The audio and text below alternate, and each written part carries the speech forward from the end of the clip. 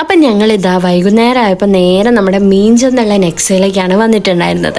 വീട്ടിൽ നിന്ന് ഞാൻ, അച്ഛൻ, അമ്മ, കണ്ണനും കൂടിയാട്ടോ വന്നത്. അപ്പം ഞങ്ങളുടെ ഡ്രസ് കോഡ് ഇതായിരുന്നു, ഒരു വൈറ്റ് കോസ്റ്റ്യൂം എന്നായിരുന്നു കേട്ടോ. അപ്പം ഇതാ ഇവനും വൈറ്റ് ആണ് ഇട്ട് വന്നത്. ഫസ്റ്റ് ഞങ്ങളായിരുന്നു കേട്ടോ എത്തിയിട്ടുണ്ടായിരുന്നത്, പിന്നെയാണ് എൻ്റെ ഫാമിലി എത്തിയിട്ടുണ്ടായിരുന്നത്. അപ്പോൾ അച്ഛനും അമ്മയും അച്ഛനും എല്ലാവരും കൂടി വന്നിട്ടുണ്ട്.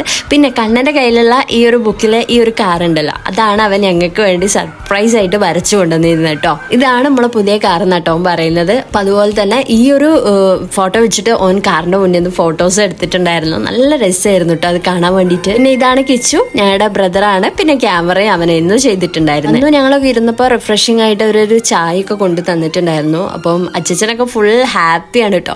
എല്ലാവരും ഭയങ്കര ഹാപ്പി ആയിരുന്നു, കാരണം അത്രയും ഒരു അടിപൊളിയായിട്ടുള്ളൊരു എന്താ പറയുക ഒരു ഡേ ആയിരുന്നല്ലോ. അതുവരെ കുഴപ്പമില്ലായിരുന്നു. പക്ഷെ ഇവിടെ എത്തി കാർ എടുക്കാൻ പോവാന്നുള്ള മനസ്സിലേക്ക് വന്നപ്പോൾ ഭയങ്കര ഒരു എക്സൈറ്റ്മെന്റോ ഒരു എന്തൊക്കെയോ ഒരു ഫീലായിരുന്നു, പറയാൻ പറ്റാത്തൊരു അടിപൊളിയായിരുന്നു. പിന്നെ കുറച്ച് സൈനിങ് പ്രോസസ് ഒക്കെ ഉണ്ടായിരുന്നു. അപ്പം ഞങ്ങൾ രണ്ടാളും കൂടി അതൊക്കെ സൈൻ ചെയ്ത് അങ്ങനെ എല്ലാം സെറ്റ് ചെയ്തിട്ടുണ്ടായിരുന്നു. അങ്ങനെ സൈനിങ് ഒക്കെ കഴിയുമ്പോഴേക്കും അവർ കേക്ക് സെറ്റ് ചെയ്താന്നു കേട്ടോ. അങ്ങനെ ഒരു ഹാപ്പി മൊമെന്റിൽ കേക്കും കട്ട് ചെയ്ത് ഞങ്ങൾ എല്ലാവരും കൂടെ നിന്നിട്ടാണ് കട്ട് ചെയ്തിട്ടുണ്ടായിരുന്നത്. എൻ്റെ കസിൻ ബ്രദർ നെക്സയിലാണ് വർക്ക് ചെയ്യുന്നത്. അപ്പം ഞങ്ങൾ കാർ എടുക്കണം എന്നുള്ള പ്ലാൻ ആയപ്പോൾ തന്നെ ഏട്ടനെ അങ്ങോട്ട് കണക്ട് ചെയ്ത് പിന്നെ ബാക്കി കാര്യങ്ങളൊക്കെ ഏട്ടനാണ് ചെയ്ത് തന്നിട്ടുണ്ടായിരുന്നത്. അതുകൊണ്ട് ഞങ്ങൾ ഒരുപാടൊന്നും അറിഞ്ഞിട്ടില്ല അതിന്റെ പ്രൊസീജിയേഴ്സും കാര്യങ്ങളൊന്നും. ഒക്കെ ഏട്ടൻ ത്രൂ എല്ലാം നീറ്റ് ആൻഡ് ക്ലിയർ ആയിട്ട് ചെയ്തു പോയതാണ്. ശരിക്കും ഞങ്ങളെ മൈൻഡിലേക്ക് കാർ എടുക്കണം എന്ന് പറഞ്ഞപ്പോൾ ഒരുപാട് കാറിന്റെ ഓപ്ഷൻ ഉണ്ടായിരുന്നു കേട്ടോ. ബട്ട് ഫൈനലി അതെങ്ങനെ ഫ്രോൺസിലേക്ക് എത്തി എന്നുള്ളത് ഒരു തന്നെയാണ്. ഏട്ടൻ തന്നെയാണ് സജസ്റ്റ് ചെയ്തത് ഫ്രോൺസ് എടുത്താലോ എന്നുള്ളത്. പിന്നെ ഞാൻ ഫീച്ചേഴ്സും കാര്യങ്ങളും നോക്കിയപ്പോൾ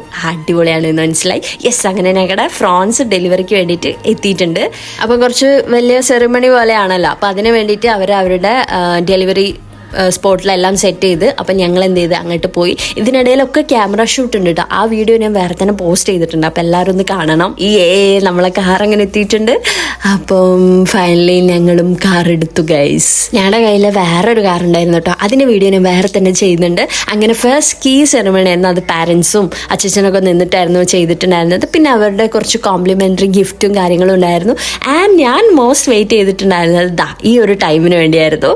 അങ്ങനെ ഞങ്ങളുടെ കാർ ലോഞ്ചായി. എല്ലാവരുടെയും ലൈഫിൽ ഒരിക്കലെങ്കിലും നടക്കണം വിചാരിക്കുന്ന ആഗ്രഹങ്ങളിൽ ഒന്നായിരിക്കും ഒരു കാർ മേടിക്കുക എന്നുള്ളത്. അത് ഫൈനലി ഞങ്ങൾ അച്ചീവ് ചെയ്തു. And thank you Nexa Bimal Motors. ഞങ്ങൾക്ക് നല്ല സർവീസാണ് ഇവർ തന്നിട്ടുള്ളത്.